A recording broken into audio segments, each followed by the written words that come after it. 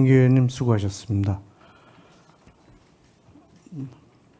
다음은 존경하는 박현택 의원님 질의해 주시기 바랍니다. 이재명 정부는 인수위도 없이 출범을 했습니다. 빨리 내각이 구성이 되고 안정감을 찾아갈 수 있도록 돕는 것이 여야를 막론한 국회의 책무라고 저는 생각을 합니다. 국민의힘 의원님들께서 몇 가지 의혹을 제기를 하고 계시지만은 이런 것들이 증거도 없고 심지어는 조작적인 이런 의혹 제기라는 것이 지금 또 방금 또 확인이 되고 그러지 않습니까? 4년에 걸쳐서 있었던 4년에 걸쳐서 있었던 일을 마치 한꺼번에 있었던 일인 것처럼 6억을 한꺼번에 번 것처럼, 그리고 한 사람 평균 출판 기념회에 참여했던 분들 한 분 한 분의 어떤 축의금 액수를 평균 내보면은 5만 원쯤 된 것 같다고 표현했던 것을 마치 책 한 권을 5만 원씩에 팔아먹은 것처럼 이런 식으로 표현을 해가면서 모독을 주고 있습니다. 그리고 그게 사실은 어제 이미 그 문제가 드러나고 밝혀졌음에도 불구하고 계속 같은 말을 고장난 녹음기처럼 반복을 하고 자료를 띄우는 행위를 계속하면서 이런 인신모독적인 행동을 계속하고 있는데, 이런 그 문제점에 대해서는 좀 위원장님께서 좀 제지를 해주시는 것이 어떨까 싶습니다.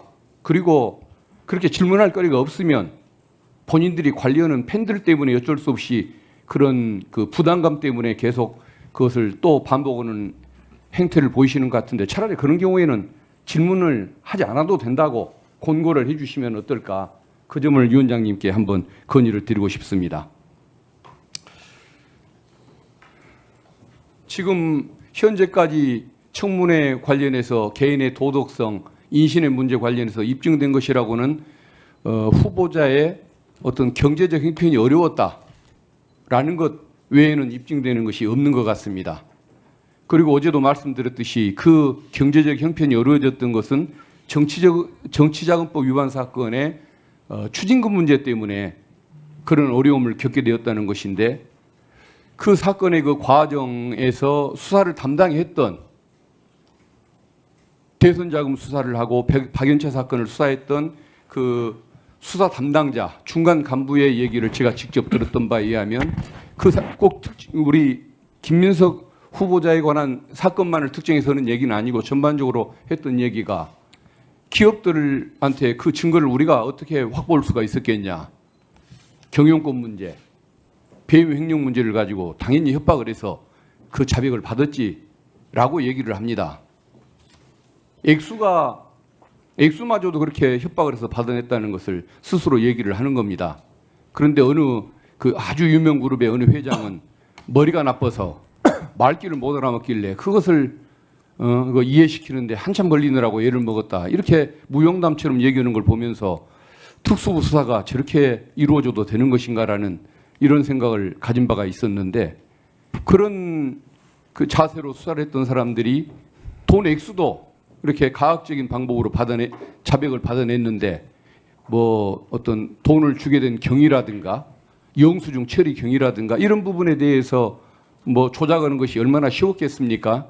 그래서 저는 후보자가 왜 표적 수사를 당했다고 주장하는지 그 심정을 충분히 이해를 할 것 같고, 또 그것이 원인이 돼서 지금의 경제적인 그런 어려움을 겪고 있다는 것, 이것 외에는 저는 사실 입증된 것이 없는 그런 단계라고 보는데, 그래서 좀 이제 어제 나왔고 지금까지 나왔던 그 의혹 제기 이런 것들은 이제 중단하고 새로운 것들 위주로 또 정책 위주로 좀 질문을 해주는 방법으로 이어갔으면 좋겠다는 것을 위원장님께 한번 건의를 드리고 싶습니다.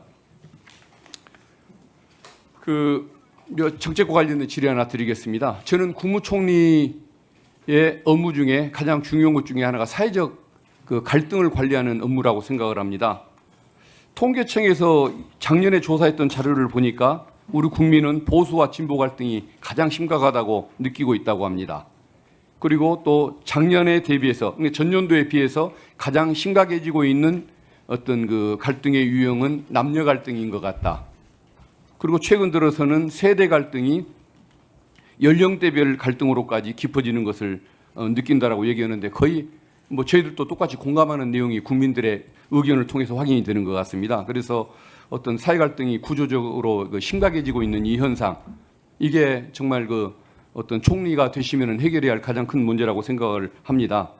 그러니까 2023년도 국무조정실에서 연구 용역했던 결과에 의하면은 지난 33년간 사회 갈등으로 발생했던 총 비용이 2,628조 원이나 된다라고 그렇게 얘기하는 상황입니다. 그래서 저는 총리가 되신다면은 이 어떤 대한민국의 이런 갈등, 진영 간의 이런 갈등이라든가 남녀 간의 갈등, 세대별 갈등, 여기로 생기는 이 문제점들을 어떤 총리께서 직접 주도해서 좀 해결하는 이런 구조, 시스템, 정성 이런 것들을 좀 들어주셔야 한다는 생각이 드는데 한번 여기에 대해서 의견을 좀 말씀해 주시면 감사하겠습니다. 이재명 대통령님을 오늘 대통령까지 이르게 한 데에는 이재명 대통령님께서 성남시장과 경기도지사 시절에 보였던 적극적인 참여와 기탄 없는 토론의 유도에 의한 문제 해결의 기초가 깔려 있었다고 생각합니다.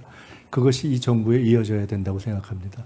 이재명 대통령님과 그리고 만약에 총리가 된다면 제가 감히 말씀드릴 때 공유를 일부 하고 있다고 생각되는 것은 그러한 문제들에 대해서 적극적으로 이렇게 뛰어들고 달려들어서 조율하려는 그러한 마음가짐이라고 생각합니다. 총리가 해야 되는 역할 그리고 이 시대가 요구하는 역할인 사회적 갈등 관리, 사회 통합 또는 문제의 어떤 국민 참여와 공론화에 의한 조율 이런 부분은 매우 적극적으로 하겠습니다. 통상 이런 사안들을 그냥 공론에 맡기자 또는 사회적 대화를 하자라고 할 때의 맹점은 적극적인 중재자가 역할을 못하는 문제입니다. 그런 역할에 있어서는 상대적으로는 제가 좀 훈련되어 있는 면이 있지 않을까라는 생각을 하고요. 그것은 특히 지금과 같이 남녀 간의 갈등, 세대 갈등, 또 각종 지역 갈등, 더구나 정치적 갈등이 있으면서도 전통적으로 그것을 풀어야 할 정치 세력 가운데 중도 보수를 점했던 부분이 사실상 상당 정도 공백기에 접어들고 있는 이 시점에서는 더욱더 중요하다고 생각돼서 대통령님이 생각하시는 바대로 또 저도 저의 소신에 따라서 적극적으로 저와 평소에 정치적 이념이나 지형이 달랐던 부분까지도 적극 대화를 하면서 풀어가겠다는 말씀을 드리겠습니다. 박근태 의원님 수고하셨습니다.